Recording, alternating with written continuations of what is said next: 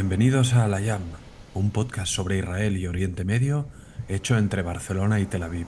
Somos Paul Sánchez y Ofer Lashevitsky. Si crees que lo que hacemos es importante, puedes ayudar a financiar el podcast en el enlace de Patreon incluido en la descripción. Shalom, bienvenidos a Al-Ayam. Hoy hablaremos de la represalia israelí en territorio de Irán, de los planes ocultos de las nuevas leyes que está planeando el gobierno de Benjamin Netanyahu y del controvertido rol de periodistas israelíes y palestinos que están cubriendo el conflicto. Shalom Paul, hoy grabamos y publicamos un día antes porque es puente el viernes, así que visto lo visto y asumiendo que nos quedarán cosas fuera del guión como cada semana, pues vamos adelante y grabamos este jueves. ¿Qué tal? Así es, Shalom Ofer. Aquí estamos grabando bajo las aguas torrenciales del Dana que acaban de llegar a Barcelona, y aún estamos pues digiriendo lo que ha pasado en Valencia. Tremenda tragedia.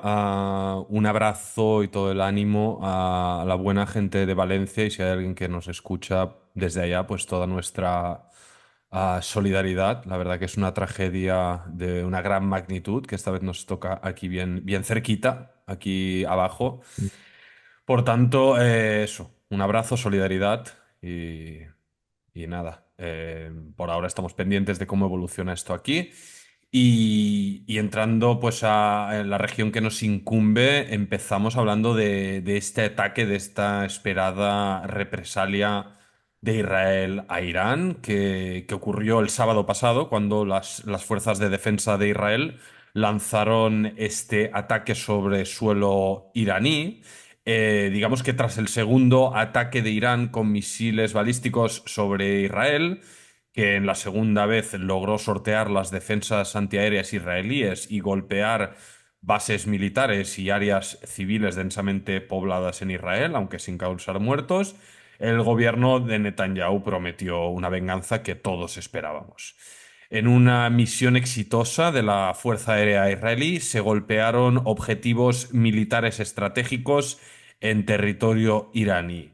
Fue una demostración de fuerza de los cazas de Tzal que lograron operar con éxito a casi 2.000 kilómetros de distancia. Conscientes del potencial devastador de una guerra abierta, una guerra total, ambos enemigos siguen manejando este rifirrafe con cautela. Irán prometió responder adecuadamente, dicen, pero remarcó su voluntad de evitar la guerra regional desatada.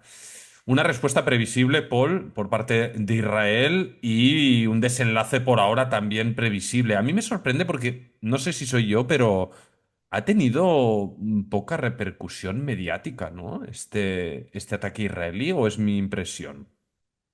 Ha tenido, bueno, el hecho de que tuviera poca repercusión mediática, yo creo que habla a favor de la represalia israelí. Es decir, de todos los escenarios que se contemplaban, que se podía resumir como tres, siendo el de mayor magnitud un ataque a las capacidades nucleares de Irán, en un segundo grado de magnitud menor, un ataque a sus infraestructuras energéticas, producción de petróleo y de gas, y en un tercer grado atacar objetivos militares.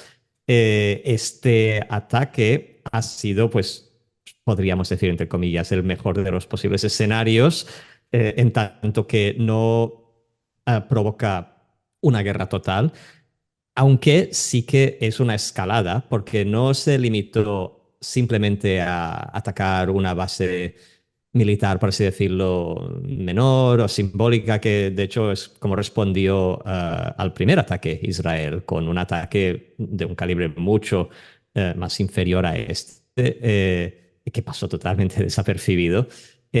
Aquí se ha atacado objetivos militares, pero ahora podemos entrar en detalles. El objetivo de estos ataques era dañar la capacidad de producción de misiles de Irán, lo cual debilita a Irán en el caso de que esto llegara a escalar a un conflicto. Por tanto, es una escalada, pero equilibrada. Yo debo decir que me parece un ataque bien ejecutado y diseñado.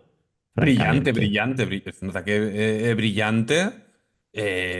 Vaya, hay cosas que hace mal el gobierno o Israel en general y hay cosas que hace excelentemente bien y así lo decimos, ¿no? Mi titular sería una escalada que busca una desescalada. No sé si decirlo así, Sí. porque realmente, como bien dices, busca y logró neutralizar. Vamos a entrar ahora un poco a hablar de los detalles, ¿no? Del ataque, pero realmente ha logrado afectar y golpear de tal modo al ejército, a las defensas de Irán, a las guardias revolucionarias, que probablemente hará pensar dos o tres veces antes de aventurarse en un nuevo ataque a Israel. Algunos Correcto, o detalles. sea, se habla de una represalia iraní, pero como tú dices, lo van a tener que calcular muy bien porque ahora están en una posición más débil de lo que estaban antes.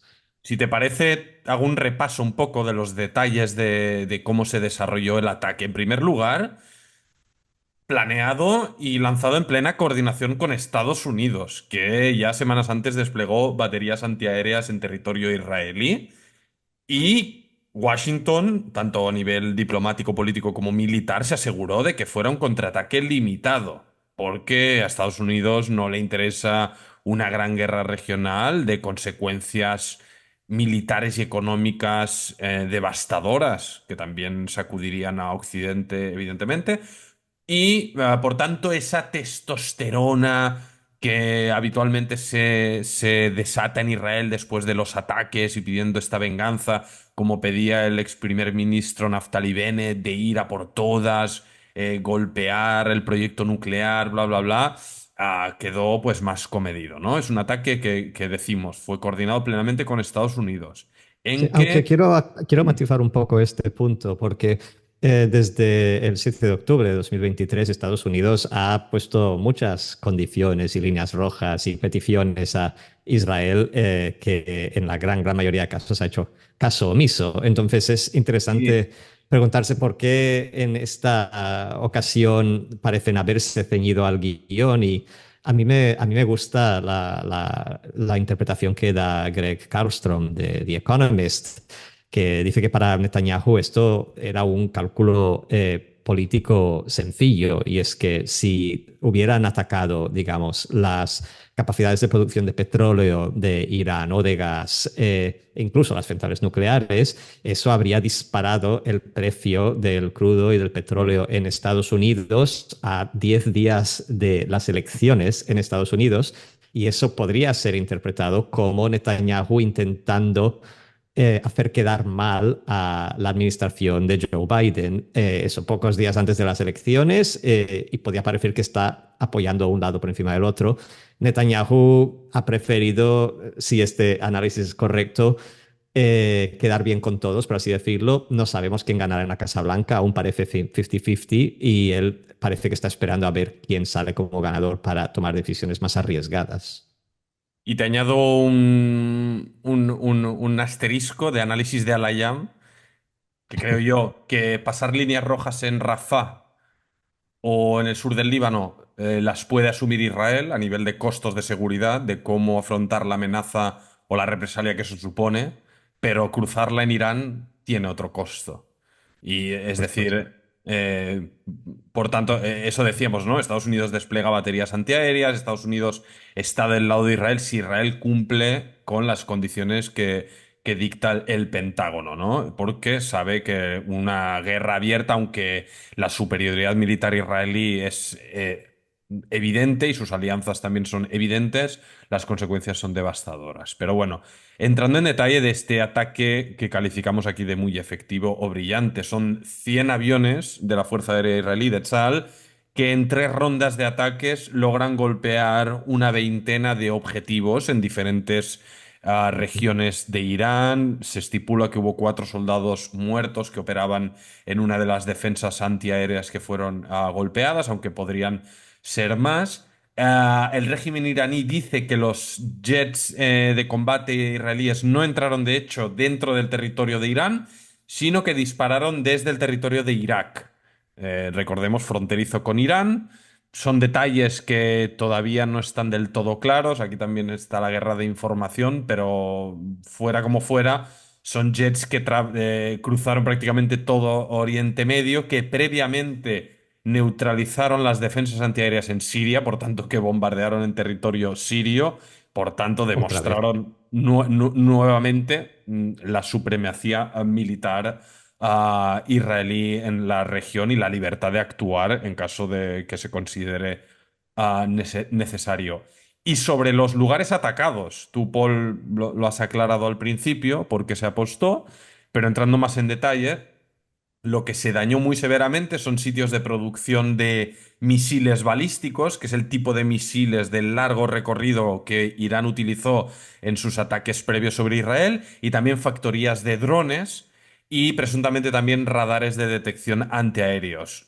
Claro. Son estos misiles y los drones las principales armas con las que cuenta Irán para atacar Israel, ya sea Claro, directamente lo o vía. lo interesante de esta decisión es que, como tú dices, han atacado fábricas en las que se construyen piezas clave de estos misiles, como los motores y el combustible que usan, lo cual significa que no atacaron, por ejemplo, depósitos de armas, no atacaron depósitos de misiles. Irán podría, si quisiera, responder con un ataque masivo de misiles como ha hecho en anteriores ocasiones, pero si decide hacerlo, les va a ser mucho más difícil reponer estas balas gastadas.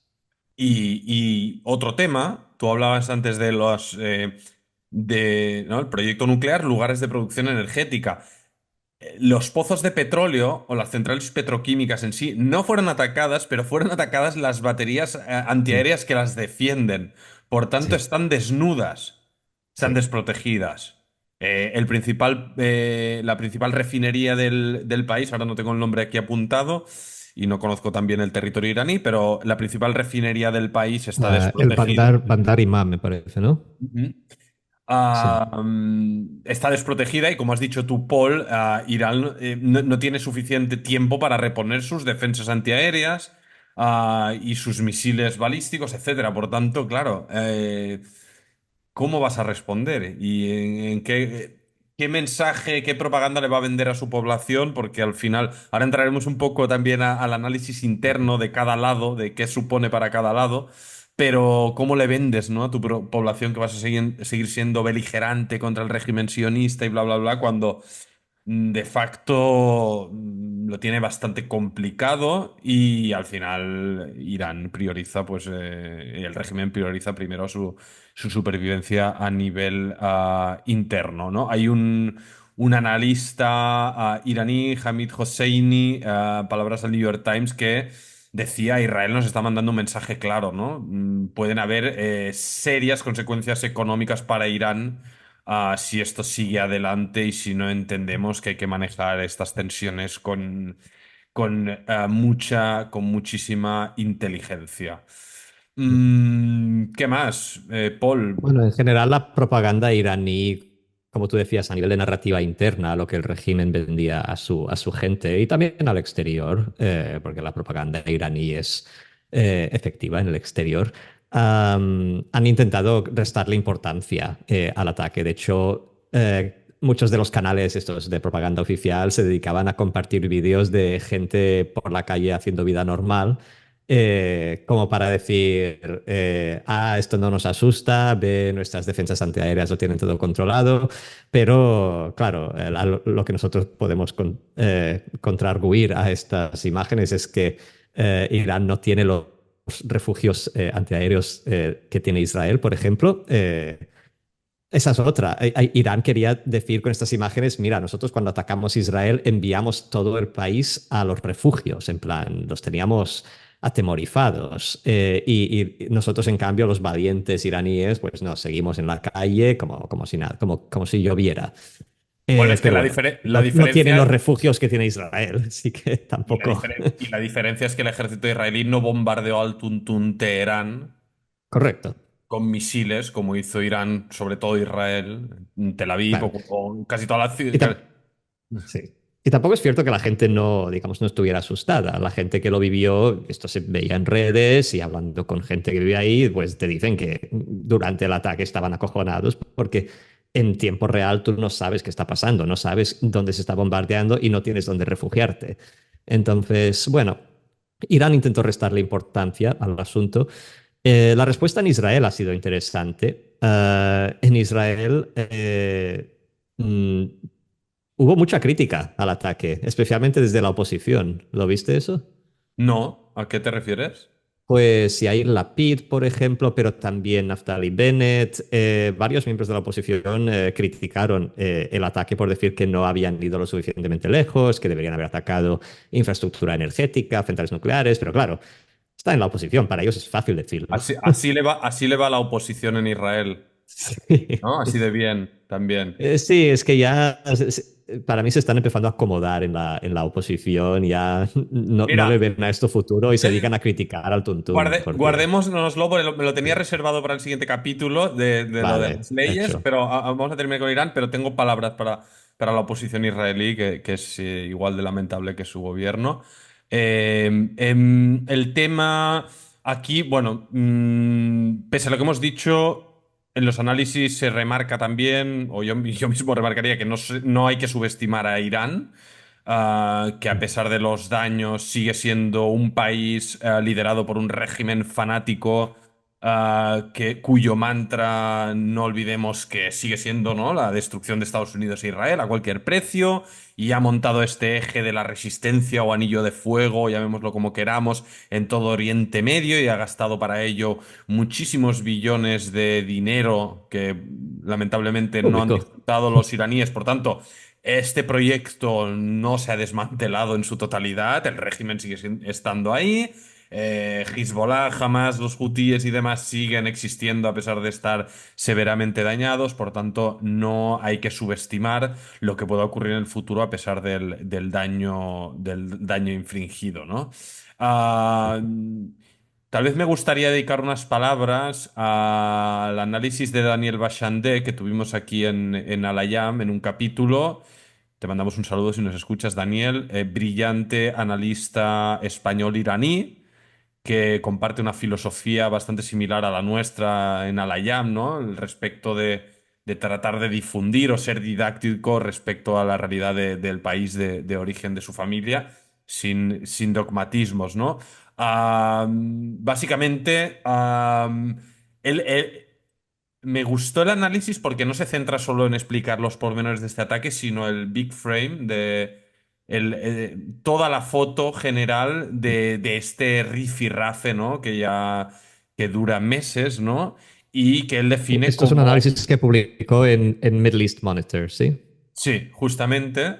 Y él habla de la de lo que estamos viendo en esta nueva fase es una redefinición del equilibrio regional, ¿no? Que fue alterado bruscamente por el ataque de Hamas del pasado 7 de octubre y que nos ha arrastrado a Israel en esta guerra de múltiples frentes y donde Irán pues decidió involucrarse directamente, por primera vez en la historia lanzar este ataque y este segundo ataque sobre territorio israelí, pero como dice o como considera Daniel en este estado de las cosas y dada la limitada capacidad de reacción que ahora tiene el régimen, su principal razón de ser ahora es mantener el poder interno dentro de sus propias fronteras. Y aunque le importe o haya apoyado o siga apoyando a Hamas y a Hezbollah, militarmente y económicamente no arriesgará el régimen su futuro por el devenir de la guerra en Gaza y en el Líbano. Es decir, está en una fase de calcular muy bien sus decisiones. Claro, porque se les acerca una crisis de sucesión al régimen de los ayatolás. El ayatolá que tenemos ahora, Ali Khamenei, tiene 85 años y no tiene un sucesor claro. Hay conflictos de poder debajo suyo por quién será el sucesor y eso en la situación precaria en la que se encuentra Irán, eso por culpa de las sanciones de Estados Unidos y la inflación descontrolada, puede generar un vacío de poder muy peligroso para Irán, en el cual no quieren involucrar guerras externas encima de todo lo demás. Claro, recordemos que Irán viene de la crisis por el asesinato Recuérdame el nombre de la chica, de la joven que fue asesinada por los policías de la moral. Masa Masha Amini. Amini. Masa Sí. Amini. Ujú. Claro, Irán tiene un run run interno, ¿no? Una inestabilidad social, económica y un descrédito del régimen muy grande y solo necesita un ingrediente definitivo como una Se guerra total calcula por que tiene el... un apoyo popular del 20%, así. Así que Exactamente. A mí me gusta mucho una frase que dice Daniel, que muy acertada, porque tenemos esta dialéctica, ¿no? Tanto en Israel como en Irán, ¿no? De los poderes, súper belicosa, de vamos a dar el golpe. El Ramatkal, el jefe del ejército israelí, salió diciendo, hey, hemos atacado, pero todavía tenemos más armas, que se anden con cuidado porque esto va a ir a más y tal y cual.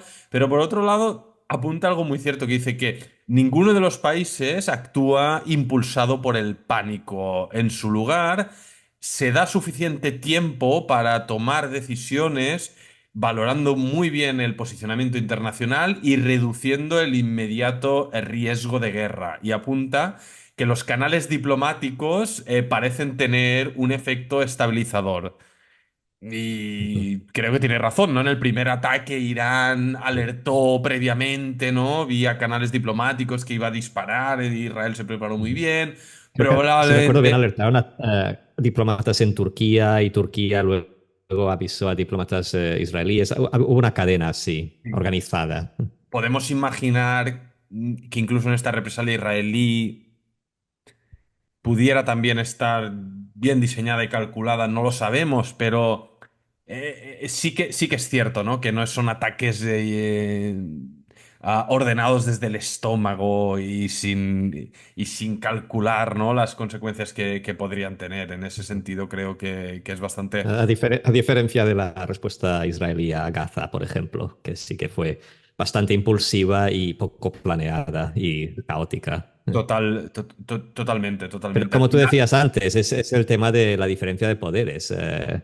Gaza tiene muy poco poder o importancia geoestratégica e Irán es un gigante de la región. Entonces, los cálculos son otros. dice que las acciones de Israel en este caso son medidas porque el objetivo es crear, ¿no? Intimidación, asegurar las fronteras, evitar nuevos ataques. Y como bien has comparado, el modus operandi no tiene nada que ver con la ofensiva en Gaza, donde es una guerra de destrucción total, una guerra que pretende aniquilar a Hamas, pero subsecuentemente, lamentablemente, está aniquilando Gaza entera. Las imágenes de los últimos días de Jebali del norte de Gaza son terroríficas. Bueno, Pues creo, mira, ¿no? podemos coger el tema de Jabalia para ir al siguiente tema porque encadena, Sí, si te parece. sí, sí, sí, sí, ¿Querías hacer sí. algún último apunte de Irán? No, no, no, yo creo que lo tenemos todo comentado y nos va muy bien, justamente. Parece que surjan naturalmente las conexiones. Sí, hecho, es que al final está todo conectado. El siguiente tema que queríamos tocar era, bueno, esta semana se abrió lo que se llama en Israel la sesión de invierno del Knesset, del Parlamento israelí, que típicamente en verano se toman 3 meses de descanso. Los legisladores, bueno, no es que se vayan de vacaciones, pero dejan de reunirse semanalmente para discutir y avanzar leyes. Entonces, esta semana se han vuelto a juntar en el Parlamento israelí para de nuevo poner en marcha la maquinaria legislativa. Y queríamos hablar, por un lado, de unas leyes que se han aprobado y de otras que se están preparando. Eh, lo que podemos decir en vista a esta primera reunión del Knesset es que la reforma judicial que planeaba el gobierno de extrema derecha de Benjamin Netanyahu para debilitar los poderes del judicial y fortalecer el ejecutivo sigue en marcha, pero por otras vías. El lunes, tras el descanso este de verano, inauguraron la temporada de invierno avanzando una serie de leyes que ponen en peligro el futuro de la democracia israelí. Eh, para empezar, se aprobaron dos leyes que prohíben a UNRWA, que es el cuerpo de Naciones Unidas encargado de cuidar a los refugiados palestinos, de operar en Israel y también prohíbe a UNRWA entrar en contacto con las autoridades israelíes. Esto significa que la agencia deberá detener sus operaciones en Jerusalén Este, donde proveen educación y, ¿cómo se dice? Salud, de servicios de salud a los refugiados palestinos de los campos de refugiados de la zona de Jerusalén Este. Eh, Son cientos de miles de palestinos, en resumen, los que se benefician de las ayudas de UNRWA. Y también afectará sus actividades en Gaza y en Cisjordania, donde dependen de su coordinación con Israel para proporcionar ayuda humanitaria, especialmente ahora durante la guerra en Gaza. Entonces, hablamos de Jabalia. ¿Qué te parece si comentamos un poco esta decisión antes de tocar Sí. las demás leyes? Sí, me parece bien porque creo que lo otro es como ya un paquete con una misma naturaleza y esto va aparte. Si quieres te doy mi consideración del asunto, ¿no? A ver, ¿por qué está motivada esta decisión? No solo del gobierno, sino de casi toda la oposición también, porque vota la Knesset casi en pleno a Ujú. favor de cortar las alas a Sí, UNRWA. esto vale la pena explicarlo porque tal vez no se entiende también desde fuera por Claro. qué hay esta oposición unánima al cuerpo este de Naciones Unidas Yo, dentro de Israel. llevo rato pensando el intentar dar con esta explicación. Hay una legítima queja en Israel por el rol de UNRWA en el histórico de este conflicto, pero especialmente en los hechos del 7 de octubre, donde fue probado que varios trabajadores de UNRWA pagados, es decir, pagados con impuestos de los contribuyentes de España, Reino Unido, Estados Unidos, etcétera, participaron en la masacre del 7 de octubre. Yo mismo estuve con la madre de Jonathan Samerano en Tel Aviv, enseñándonos las imágenes de cómo un tipo que fue finalmente identificado como un terrorista, pero era un empleado de UNRWA, secuestraba el cadáver ya sin vida de su hijo Jonathan. La verdad, una verdadera tragedia, pero encima acrecentada por una insensatez tan grande como esta, ¿no? Dicho esto, está probado y UNRWA tardó mucho tiempo en investigar la causa y finalmente despidió a 21 trabajadores de Gaza. Y más allá de eso, y tú también lo sabes, Paul, porque tú has estado en Gaza y lo sabemos la gente que tenemos también contactos en Gaza, que Hamas está infiltrado en todo en la vida de Gaza, por tanto, muy infiltrado en UNRWA, y es bien sabido y conocido que ha utilizado sus fondos, sus recursos y la ayuda humanitaria exterior para su propio beneficio y para su propia agenda. Dicho esto, aquí Israel aplica al final un castigo colectivo donde los perjudicados, como siempre, van a ser los civiles palestinos. ¿Cuál es la realidad? UNRWA, mal que pese, es la principal agencia que gestiona y aporta la ayuda humanitaria a muchísima gente que la necesita para vivir, porque las condiciones de vida, culpemos a Hamas o culpemos a Israel, de nuevo escoja cada uno su narrativa, la realidad es que hay mucha gente que vive muy jodida y sin el acceso a la ayuda humanitaria que aporta UNRWA va a estar todavía más jodida. Esa es la realidad. Y al Bueno, lo que va a final, pasar cuando UNRWA no pueda distribuir ayuda humanitaria es que la distribución de ayuda humanitaria va a quedar plenamente en manos de Hamas, lo cual puedes imaginar cómo irá. Es decir, de nuevo, hincharán precios, lo usarán para establecer control en zonas en que el ejército ha salido. Bueno, en fin, que puede alargar el conflicto sin traer ninguna solución. exactamente, y el final de mi tesis iba un poco para aquí, ¿no? Que al final acaba siendo una medida de castigo colectivo que desoye las alertas internacionales, incluso el descontento de Estados Unidos, que no está especialmente contento con UNRWA, pero al final responde a la doctrina Netanyahu para esta guerra de Gaza, que es evitar hablar del día después. Es decir, está bien, no queremos a Hamas, no queremos a UNRWA, porque UNRWA hay fundados motivos para denostar su actividad y su naturaleza, pero sí que proponemos esta alternativa que es, llámese una autoridad palestina efectiva, llámese una fuerza árabe regional, llámese lo que quiera, que ya hemos también debatido en este espacio, que asegure que la viabilidad de la vida en Gaza sea posible, la reconstrucción, el acceso a la ayuda, etcétera, etcétera. Esta es mi, Pues mi yo tengo otra humilde. interpretación. Yo tengo otra interpretación para el apoyo unánimo contra UNRWA desde dentro de Israel. Y es interesante que tengamos, pues, estos dos visiones distintas, porque al final los dos, de alguna manera, entendemos la animadversación hacia UNRWA dentro de la sociedad israelí, como tú dices, a pesar del hecho de que realmente son un órgano del cual depende muchísima gente.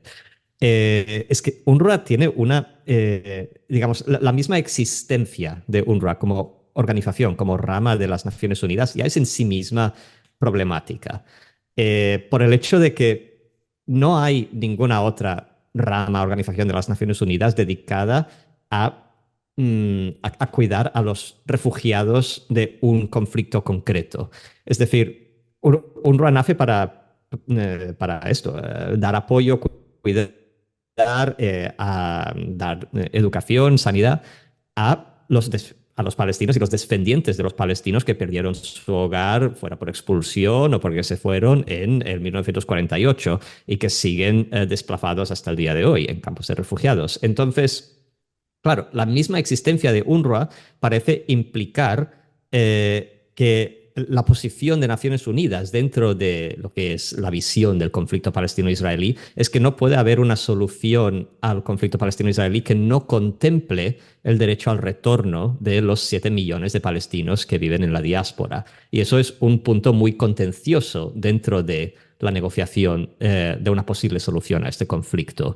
Claro, dentro de Israel no se contempla que el derecho al retorno de 7 millones de palestinos, sin duda no a territorio, digamos, ahora soberano israelí, pero es que incluso a Gaza y Cisjordania es problemático la Viable. absorción de tal cantidad de desplazados que, a ver, ellos posiblemente querrán volver pues, a sus casas en Ashkelon o Jaffa o lo que fuera. Entonces, UNRWA siempre ha sido poco popular por Sí, esto, porque pero parece... añadiendo más a tu argumento, Claro.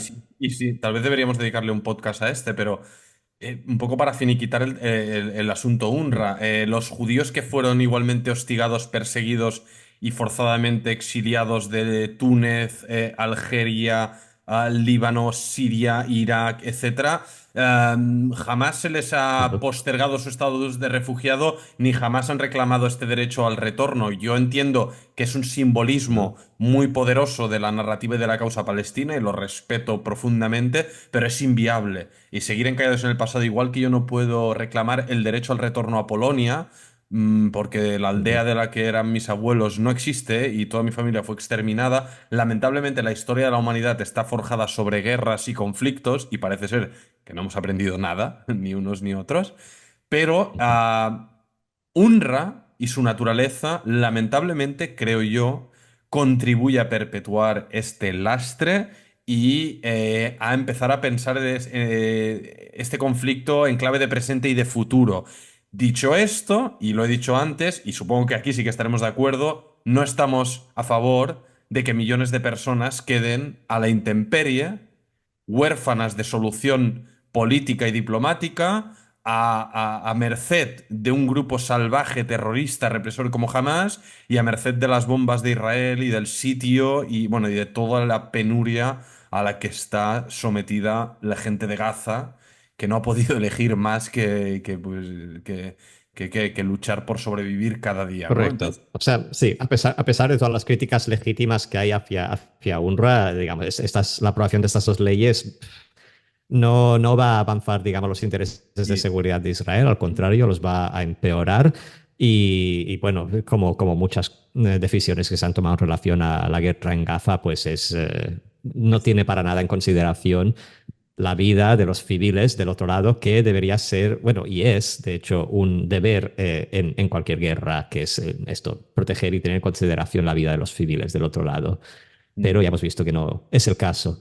Am, vale, si parece, vamos a hablar de las otras leyes que se sí. comentaron en la Esto es ley Knesset. de cómo esto es ley de cómo cagar la imagen internacional. Ahora vamos al paquete de leyes de cómo destrozarla a nivel doméstico. Sí. Exacto, exacto. Bueno, y también decir que la ley de UNRWA claro, está aprobada, entonces se tiene que implementar. Ahora creo que tienen como 90 días para ponerlo en marcha y Israel no ha propuesto una alternativa, un cuerpo alternativo que tome el lugar de UNRWA. Entonces, sí, estamos, pues, como tú dices, en clásico territorio Netanyahu de ya se verá. No sé si Eh, no sé si tiene certeza o no, pero no sé si vi por ahí un rumor de que los colonos pretendían tomar la sede de UNRWA en Jerusalén Este, ya que no iba a tener funciones, ya pues ya la aprovechamos también. Pero bueno, bueno, sì, sì, non è vero, è ben trovato. Bueno, vamos a ver, más cosas. En esta esta primera sesión de invierno del Knesset, Ophir Katz, que es un miembro de Likud y también digamos, es el presidente de un cuerpo que se dedica, pues, esto a debatir las leyes antes de que lleguen a sus lecturas dentro del Parlamento. Ophir Katz propone modificar una de las leyes básicas de Israel, que recordemos es el equivalente a una ley constitucional, eh, que determina quién se puede presentar a elecciones, de tal forma que, según la nueva, digamos, definición de esta ley que quiere aprobar Katz, el haber mostrado apoyo a una organización terrorista o a un enemigo del Estado de Israel te descalificaría de poder presentarte a elecciones. Esto es a nivel individual, se entiende, no de partido. Eh, y también quieren revocar la autoridad del Tribunal Supremo a aprobar estas descalificaciones.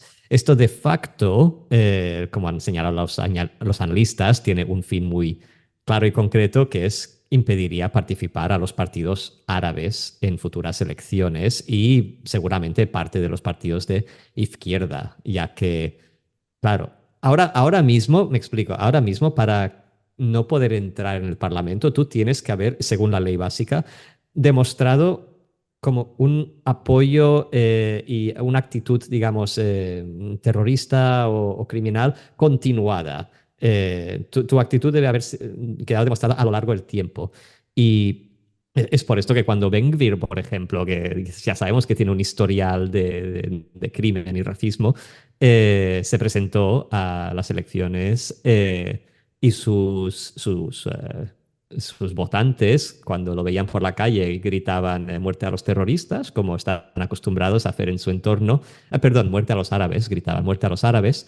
Ben-Gvir les corrigió y dijo, no muerte a los árabes, muerte a los terroristas. Él ya estaba como modificando el discurso con miras a que no le pudieran descalificar a la hora de presentarse. te hago un Eh, matiz aclaratorio. A sí, veces damos por sentadas cosas por si acaso. Itamar Ben-Gvir es el ministro de Seguridad Interna, es decir, de la policía. Es el líder de Otzma Yehudit, Poder Judío, un partido supremacista judío de extrema derecha. Fue su antecesor partido Kaj fue deslegitimado y anulado de la política israelí. Incluso el propio Likud rechazaba formar alianzas con él por sus postulados abiertamente racistas. Y el propio Ben-Gvir, que dirige hoy la policía, ha estado imputado por causas por enaltecimiento del terrorismo, por participar en violencia antiárabe en los territorios ocupados, etcétera. Y bueno, son las mismas fuerzas de Ben-Gvir y sus aliados quienes están promoviendo ¿no? estas iniciativas, ¿no? justamente, sí. O sea, están cogiendo estas leyes que anteriormente les hubieran impedido a ellos participar en elecciones y ahora quieren girarlo contra la oposición. Vamos, que Y por, y este por- y- gobierno ahora mismo, ¿Y sí, por qué, no? Bueno, el por qué es evidente, ¿no? Porque al final, si estos quieren seguir en el poder, quieren seguir a, gobernando. a cualquier costa. Ahora repasaremos un poco la retaíla de la batería de leyes. Tenemos que tocar rapidillo Sí. para no meternos demasiado en todas, pero sí que tiene una naturaleza común, que se están dedicando a hacer esto en tiempo Ujú. en el que el país literalmente está hecho añicos. Tú me lo confesabas antes de grabar, ¿no?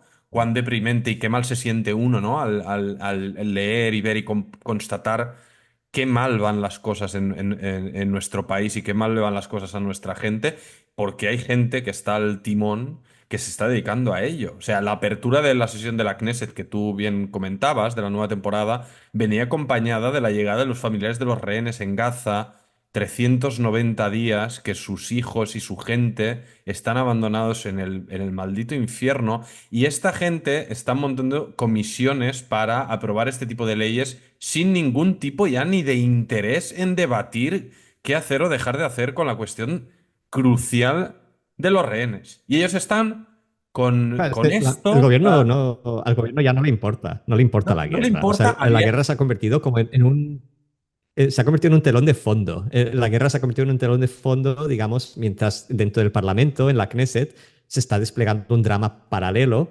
que, digamos, es la lucha de los parlamentarios, que es esto, imponer una realidad nueva en Israel que nada tiene que ver con la realidad real. O sea, la realidad real de Israel es la que tú describes, un país en guerra, hecho añicos, sin liderazgo, en que la población está peleada entre ellas y con rehenes, 101 rehenes todavía secuestrados en Gaza.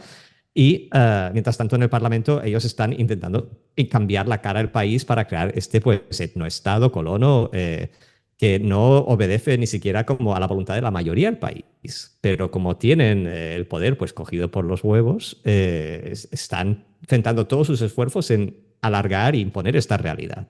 Y Netanyahu, y un apunte, y antes de entrar en qué más necesita para cimentarse en este poder perpetuamente, que son los ultraortodoxos, y ahora nos lo contarás, pero para esta causa Netanyahu tiene lo necesario, o ha hecho lo correcto para él, que es alargar todo este drama todo lo posible.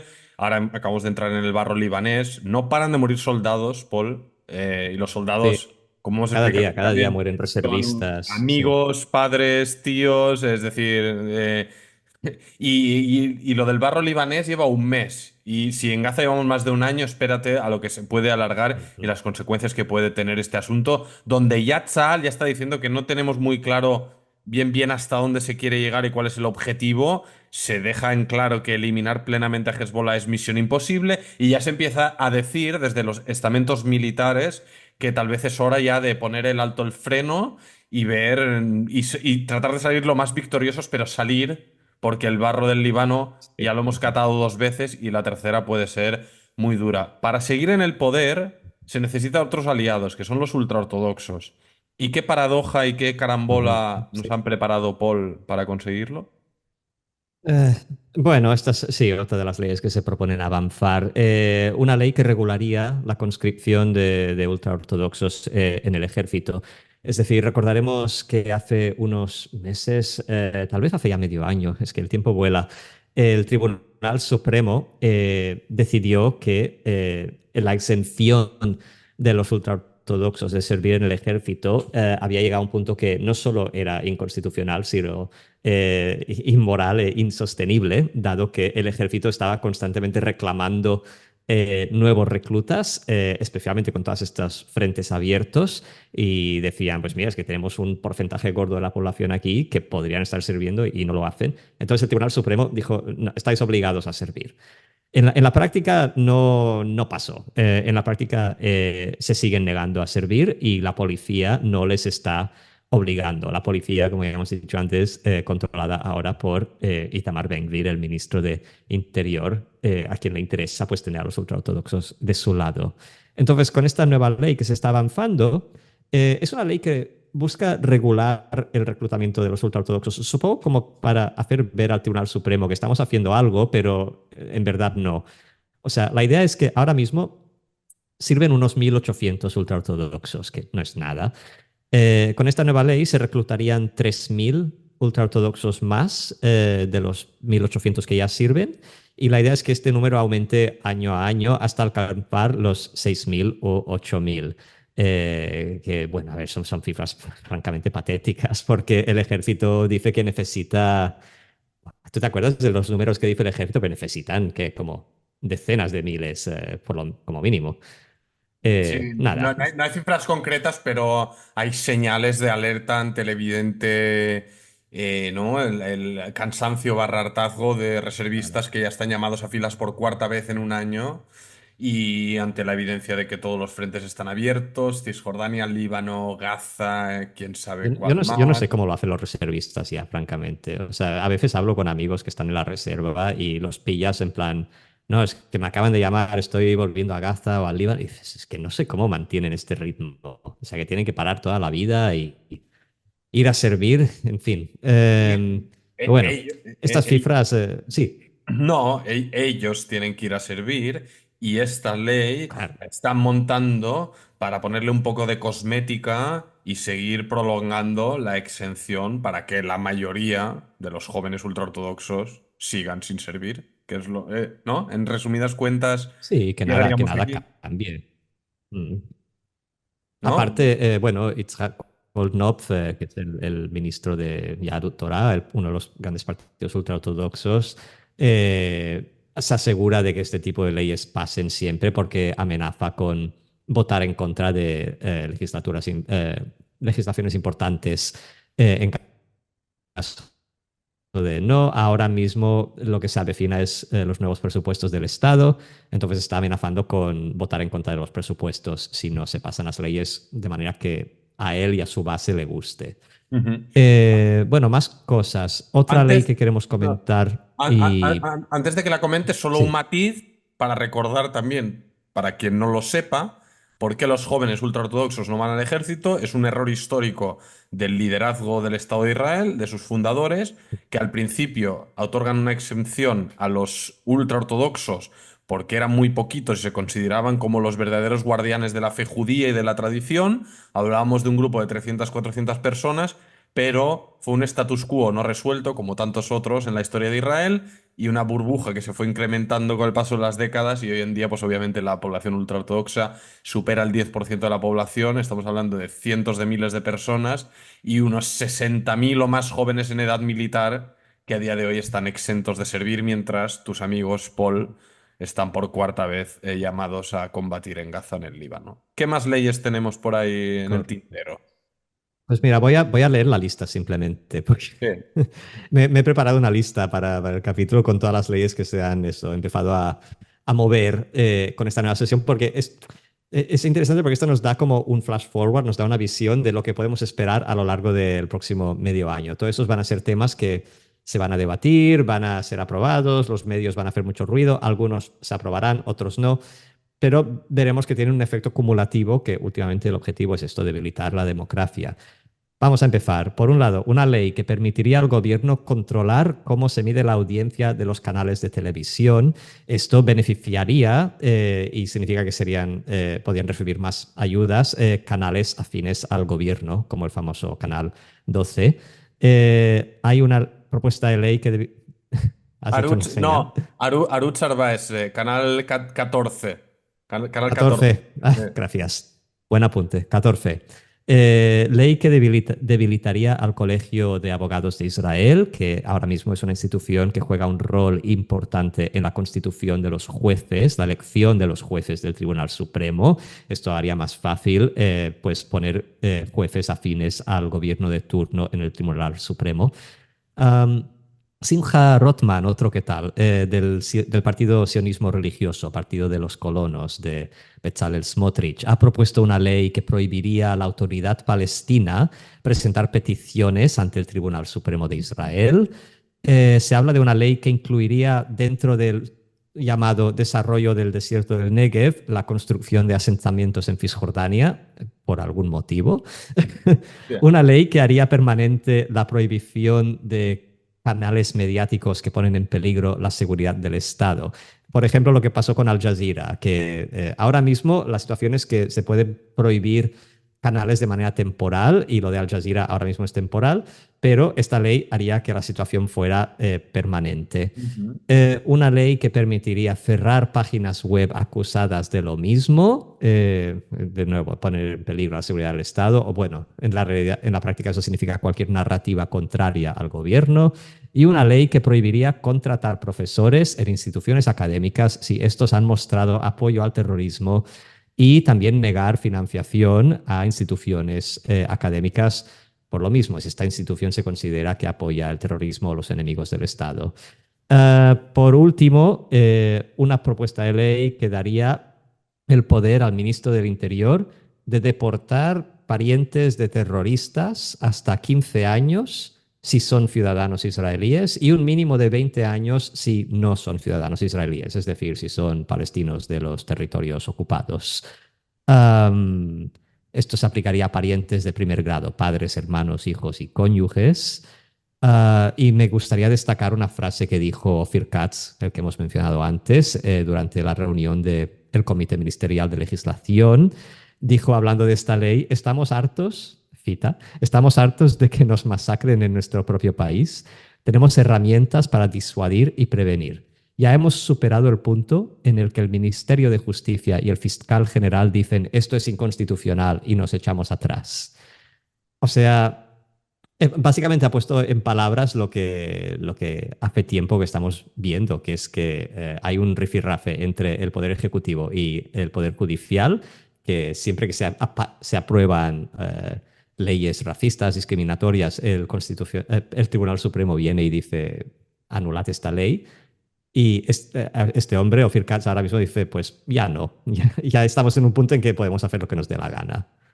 Podemos decir que Ophir Katz es el Mesías que va a solventar definitivamente el conflicto palestino-israelí, ¿no? Porque si cuando un terrorista mata gente, luego expulsamos a 15 personas inocentes de sus casas y sus tierras, finalmente no quedará nadie ahí y ya Ujú. habremos solventado la cosa. Es decir, todo un paquete de medidas que definen muy bien el carácter, ¿no? Mesiánico, extremista, antiliberal de esta coalición de Netanyahu y sus socios. Netanyahu al final lo que busca aquí es su supervivencia política, la protección judicial ante las causas judiciales que tiene en marcha y para ello está dispuesto, y ya lo está haciendo, a vender la alma de Israel al diablo, literalmente, porque es lo que pretende avanzar esta gente. Pero son igual de nefastos para los intereses nacionales los miembros de la coalición como una oposición que ante todo esto, ¿dónde está? Es decir, hace poco hubo un intento de aunar fuerzas, una convención. Claro, recordemos que la oposición, en Israel toda la política, y es otro de los grandes logros de Bibi Netanyahu, es convertirlo todo en pro-Bibi o anti-Bibi. La causa de los rehenes, Ajá. la causa de la reforma judicial, y esa es su gran baza, ¿no? Y eso hace que los canales progubernamentales tilden de izquierdistas traidores a los familiares de los rehenes que vinieron esta semana a reclamar algo tan izquierdista como que devuelvan a sus hijos a casa, incluida gente que pertenecían tradicionalmente a la derecha religiosa. Pero bueno, eso, las cosas tan profundas no interesan al hooligan del Likud. Y la oposición ante esto no está. Hacen esta convención para tratar de definir una línea de actuación política conjunta y la PIT y Gantz y tal, que son como los líderes de centro y tal, no invitan a Yair Golan, que es el nuevo líder del Partido Laborista, el más a la izquierda, ¿no? Por así decirlo, de los partidos judíos, porque no está totalmente en sintonía con no sé qué. Y Lieberman, que es más a la derecha porque tal, tampoco está porque no sé cuántos. Y los árabes no los invitamos porque no son suficientemente kosher y no son sionistas y tal y cual. Por tanto, son... Como resultado de todo esto pasa lo que pasó con Gideon Sa'ar, que era pues uno de los elementos más fuertes de la oposición y hace unas semanas se unió al gobierno. Bueno, otro movimiento que demuestra la astucia de Netanyahu y su buen hacer para su interés, que es lograr devolver a sus filas a Gideon Sa'ar, que aclaramos que es un ex del Likud que salió por patas y acuchillado porque fue ferviente detractor de Netanyahu, le tiró los platos por la cabeza con todos los temas de corrupción y demás, fundó una nueva escisión de un partido de derecha que lo llamaban Mamlahti, no sé, moderado, yo que sé cómo le queráis llamar. Y visto que el percal de estar en la oposición no lleva mucho a ningún lado, optó por volver a casa, ¿no? Por así decirlo, pero con una maniobra política de Netanyahu que le promete que le va a dar el Ministerio de Defensa para así echar al actual ministro de Defensa, Yoav Gallant, que es un poco incómodo para Netanyahu. En fin, tenemos de nuevo al mago al frente del volante. Tenemos un gobierno muy fuerte, muy bien consolidado, que están en perfecto equilibrio y sintonía entre ellos.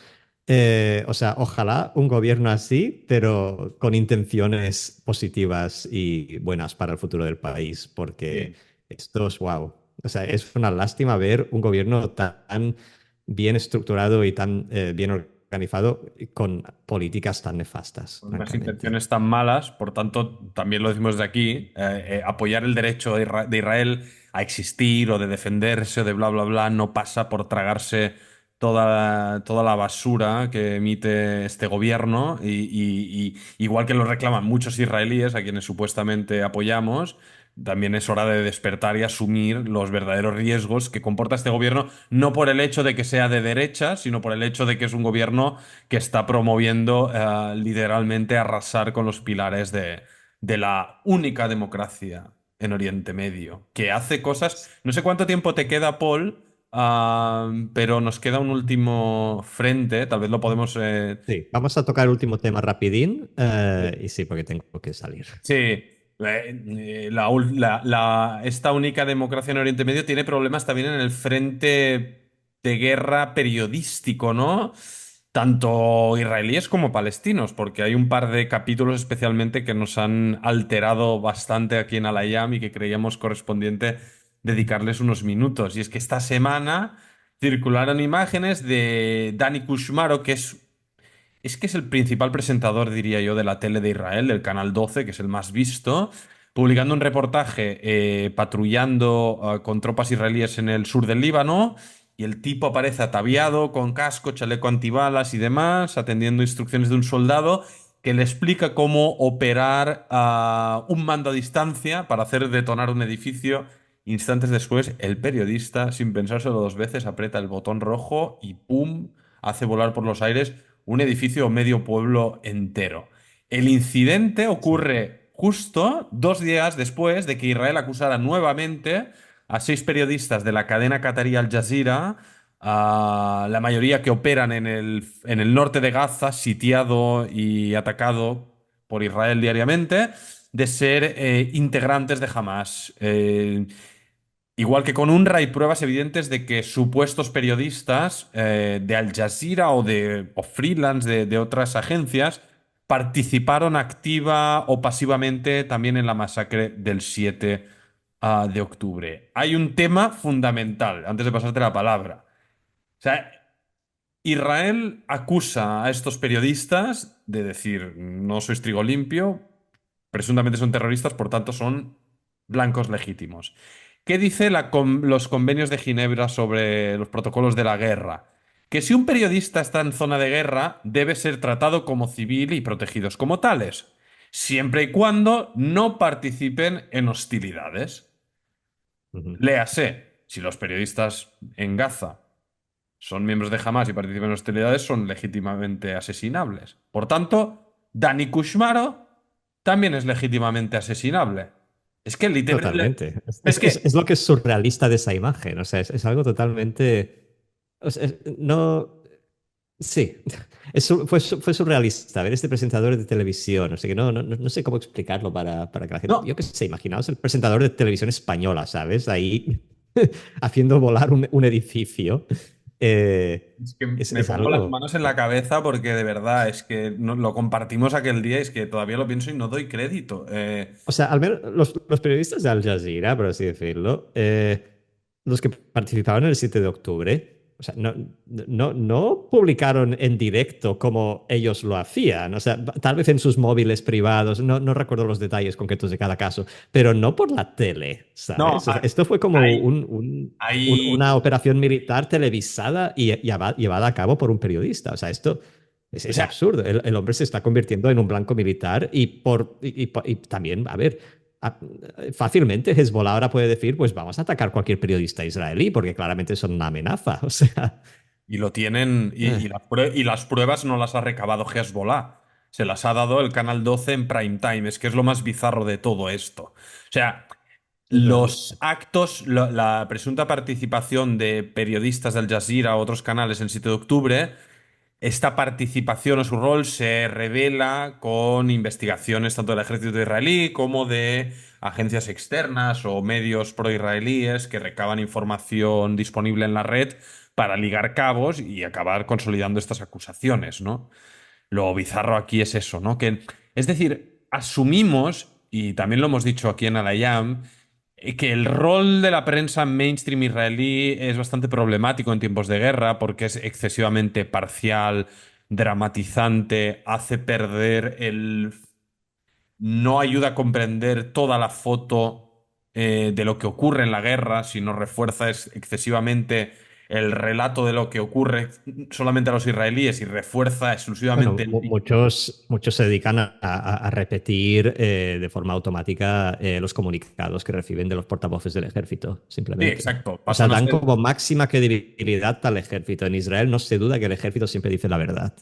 Y puedo entender el Exactamente. sentimiento, porque al final en Israel todo el mundo ha pasado por el ejército. O sea, todo el mundo se siente afín a este cuerpo y lo sienten como algo pues suyo, de la familia casi. ¿Y por qué te mentiría? Y Es, supongo que Dani Kushmaro debía pensar algo así cuando se encuentra en esa situación en el Líbano, vestido de soldado. Debe pensar, guau, esto me recuerda a mis días en la mili, ¿sabes? Voy a hacer unos jajas aquí con los colegas, porque, porque el servicio militar está tan interiorizado y normalizado en la sociedad israelí como parte de la cultura. Eh, Totalmente. pero claro, o sea, Digamos que podemos asumir y aceptar este partidismo de la prensa, igual que ¿qué es Al Jazeera? Al Jazeera es una red montada y financiada por Qatar para reforzar el relato de las fuerzas hermanas a los hermanos musulmanes, que jamás es una de ellas, por tanto, para propagar la narrativa islamista pro Hamas en el mundo árabe, en lengua árabe y en Occidente en inglés con una red muy bien engrasada de periodistas veteranos y muy capaces de elaborar reportajes de primerísimo nivel, pero con una narrativa evidentemente excesivamente parcial y que promueve evidentemente una narrativa anti-israelí y una hostilidad hacia Israel y una distorsión de los hechos en muchos casos, de cosas que yo he visto que son realmente insostenibles. Pero bueno, una cosa es decidir qué haces tú como medio privado con la información que quieres ofrecer y la otra es literalmente que reporteros estén participando en actos de guerra. Y más que lo hagan con tal vulnerabilidad. Es que en el reportaje de Kushmaro sale en el pueblo, Aita al-Shahab, en esta aldea libanesa, diciendo, se parecía a un pueblo pastoral hace 2 semanas, ahora solo veo destrucción total, esto es lo que les pasará a los malvados que se metan con nosotros, ¿no? El pueblo ha volado por los aires, una amenaza menos para Israel. Es que es, claro, bueno, no sé. reporterismo objetivo 101, sí. Sí, sí, sí. Ah, No sé. claro, o sea, es que también, eso, de la misma manera que puedo como medio meterme en la cabeza de Kushmaro en ese momento, puedo también meterme en la cabeza de los periodistas de Al Jazeera participando en el 7 de octubre. Y sin justificar los actos de nadie aquí, pero o sea, aquí lo que hay es como una serie de casos de periodistas que no... A lo mejor lo que se ha perdido, digamos, digamos, el valor intrínseco de la profesión de periodismo. Digamos, todos los valores deontológicos, todos los principios a los cuales el periodista debe atenderse como figura. O sea, el periodismo se ha convertido en algo tan líquido, tan poco definido y tan a menudo claramente adscrito a las narrativas de pues, quien esté pagando el report, que los periodistas dejan de verse como tales y empiezan, pues, se ven ante todo como personas. Estamos en la época del individualismo y cada uno con su narrativa y sus guerras y dejan que sus pasiones personales, sus agendas personales, pues, se filtren en su ámbito laboral. Y a ver, esto es fácil verlo cuando hay periodistas que sacan reportajes, digamos, claramente sesgados o poco informados del otro lado. Pero aquí hemos visto casos extremos de llegar a participar en guerras dando apoyo al lado que tú consideras el bueno. Eh, en fin, y bueno, ya si nos podemos hablar de los autónomos, que como has dicho, habían casos de periodistas autónomos contratados por Al Jazeera, ya ni te digo, porque el periodista autónomo, pobre, Eh, eso, es un individuo con su vida interior que tiene que conseguir reports de donde sea. Entonces, en fin. Mira, Los periodistas tienen que separarse, separar el trabajo de la vida y esto está pasando menos y menos. Creo que no solo en Israel, sino en el mundo. la acusación que hace Israel, esta última. que salió 2 días antes del episodio de Kushmaro, acusa a estos 6 periodistas de tener roles como ser capitán, soldado de infantería, responsable de propaganda y otros, de Hamas y la yihad islámica. Comité de Protección para los Periodistas, ente internacional, da por poco creíbles estas acusaciones de Israel o pruebas no comprobables, etcétera. Si se certifican esas pruebas y son miembros o han formado parte de actividades armadas, pues oye, allá ellos con su destino y saben perfectamente que Israel va a ir detrás de ellos y su asesinato o su aniquilación podrá estar más justificada. En caso contrario, si no se demuestra, pues da argumentos a las tesis de que Israel lo que quiere es silenciar a las pocas cámaras y voces que quedan dentro de Gaza, reportando sobre la guerra. Recordamos que Israel también impide la entrada a prensa internacional dentro de la franja. Por tanto, el argumento gana todavía más peso, ¿no? Y Israel está en una cruzada, ¿no? Contra Al Jazeera, como decías antes, Paul, cuando hablamos de las leyes, ordenó su cierre en Israel, luego asaltó la oficina en Ramallah. Bueno, es decir, es todo parte de la contienda que libra el gobierno israelí, primero contra medios contra Al Jazeera y luego vendrán, por supuesto, otros medios también israelíes que tratan de ser críticos y ecuánimes a la hora de cubrir la realidad. Pero en fin, bien, periodistas que se convierten no sé, que se les sube la adrenalina cuando se acercan al frente y si tienen un botón delante suyo lo apretan. Yo, la verdad, se me hace surreal, increíble pensar de poder hacer algo así, ¿no? Y mira que me he acercado alguna vez a algún frente y he estado cerca de los soldados y tal. Es que en mi vida se me ocurriría. De hecho, mira, una anécdota para cerrar. Una vez yo estuve cubriendo fue después de que esos colonos quemaran vivo al niño palestino en Retaíla por el secuestro y asesinato de 3 niños israelíes en Ujú. 2014. Hubieron enfrentamientos entre Sí, manifestantes palestinos en Shuafat sí. contra las fuerzas de seguridad de Israel. Y yo acercándome a las barricadas a hablar con los palestinos, hubo un chico, era un día que hacía mucho calor, era verano, era agosto, y yo me moría de sed y me acerqué a un chico y le pedí si podía beber un trago de su agua y él me entregó una piedra y dijo, tira la piedra al soldado y te daré agua. Y no pude hacerlo. No puedo, es que dijo, yo digo, yo no estoy aquí luchando, yo no estoy luchando esta lucha, estoy como periodista. En Mereció, fin, mereció la pena um, pasar un no poco de sé, tío. sed y no arriesgarte a que te dispare un soldado de Magaf en Shoafat. Ah, Pero me fui al bueno, otro barrio a un Macolet y me compré una botella. Joder.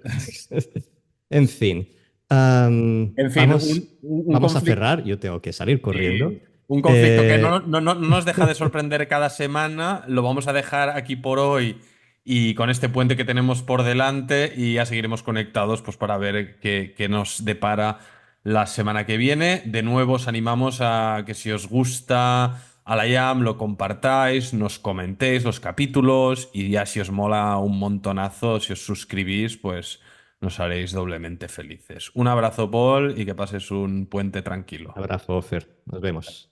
Chao.